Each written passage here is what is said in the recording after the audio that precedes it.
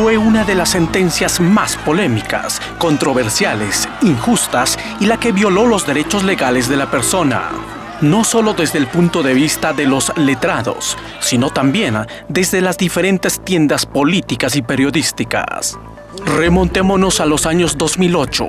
En ese entonces, Vladimiro Guárok Portocarrero era presidente regional. En su gestión, se firmó el convenio con la Organización de Estados Iberoamericanos, OEI, y el gobierno regional Junín para la ejecución de la obra de mejoramiento y ampliación del sistema de agua potable y alcantarillado de la ciudad de Loroya. El problema nace antes que inicia la gestión del doctor Vladimir Cerrón Rojas, esto es en la gestión del ex presidente regional Vladimiro Guárok Portocarrero. En esa gestión, en el periodo de gestión del señor Vladimiro Guárok, se aprueba el perfil, se aprueba el expediente técnico, se reformula el expediente técnico, se firma el convenio con la OIE, se le da la buena pro al consorcio altiplano. Es decir, la génesis, la fuente de toda esta problemática nace en una anterior gestión. Como se recuerda, Vladimiro Guárok, quien postuló a la segunda vicepresidencia por Keiko Fujimori, fue denunciado por este caso de Loroya y curiosamente fue absuelto, existiendo indicios suficientes de su responsabilidad. Para el 2011, Vladimir Cerrón gana las elecciones regionales y decide continuar la obra por el bien de Loroya. Y lo que ha ocurrido es que durante ese desarrollo, la empresa encuentra restos arqueológicos dentro del área de ejecución. En el trayecto de la ejecución se encontraron restos arqueológicos dentro del terreno donde estaba previsto la construcción de la planta de tratamiento de aguas residuales. ¿Y qué es lo que ocurre? ¿Por qué encuentran restos arqueológicos? Porque en el expediente técnico que fue objeto de ejecución, no se había considerado el CIRA, que es el certificado de restos arqueológicos. Entonces esto debió generarse pues en el gobierno, en la anterior gestión del señor Vladimiro Guárok.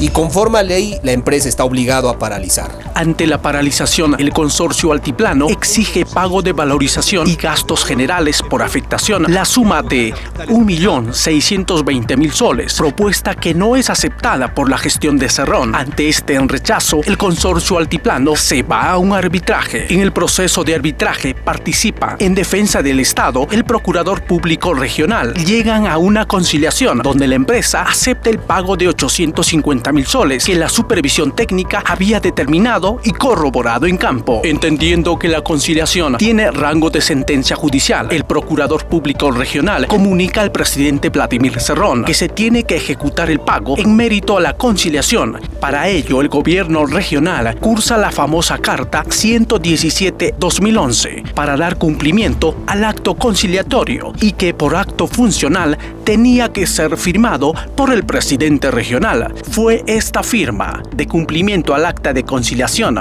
para que continúe la obra de Loroya por la que sentencian a Cerrón Rojas. De lo contrario, Cerrón Rojas hubiera sido denunciado y procesado por omisión de funciones. Para el abogado Ciro Cancho, según la jurisprudencia, la acusación de la Fiscalía no pudo comprobar el aprovechamiento indebido en la denuncia por negociación incompatible. Desde nuestro discurso especializado de derecho penal, en la sentencia de primera y segunda instancia no se ha acreditado el provecho propio o de tercero. Ese es un elemento del tipo penal de negociación incompatible. Pese a que no se ha acreditado, se condena al señor Cerrón Rojas con gran injusticia desde el punto de vista jurídico penal. Aquí es un tema eminentemente técnico-jurídico. Eso no se acreditó, se le condenó. Está mal la sentencia, es injusta. Por otro lado, el letrado recalca que el procurador público es quien concilia, representando al Estado y no Vladimir Cerrón. El que concilia aquí es el procurador, que representa al Estado. Y si ha conciliado mal, eres el que tiene que responder, no otra persona.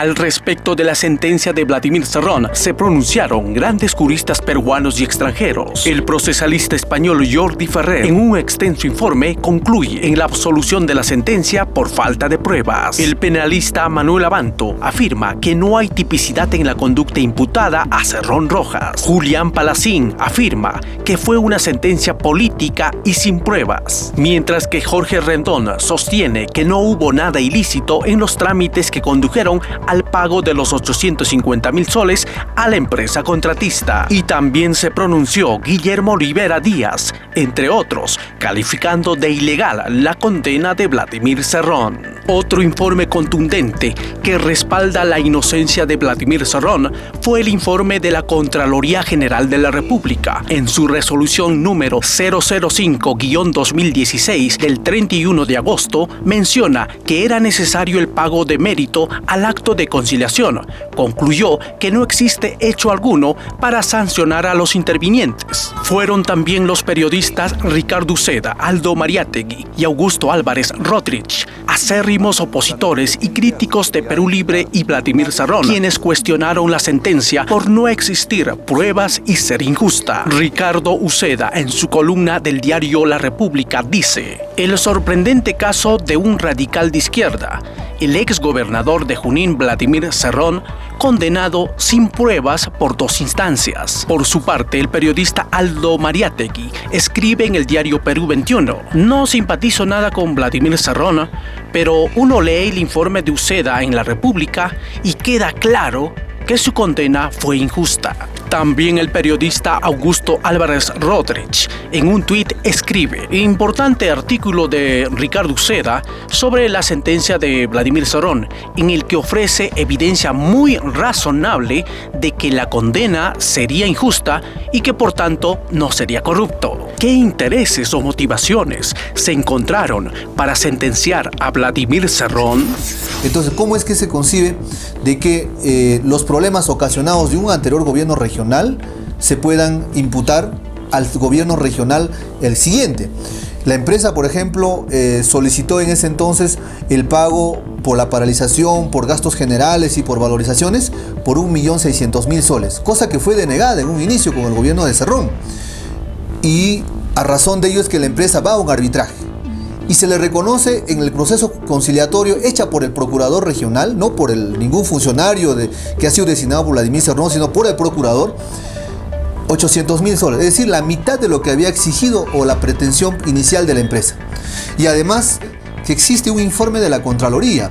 La resolución número 005 del año 2016 concluye lo siguiente: que en los imputados, entre ellos Vladimir Cerrón y los funcionarios imputados, no existe ni siquiera una responsabilidad administrativa. Y por todas las opiniones de expertos en la materia, obviamente esta sentencia es arbitraria, sin ninguna prueba, y creo que también obedece a otras motivaciones no netamente judiciales o técnicamente jurídicas, como lo han manifestado muchos, ¿no? Pese a todas estas evidencias de no existir pruebas, condenan a Vladimir Cerrón, catalogado como una presión política y judicial de grupos de poder.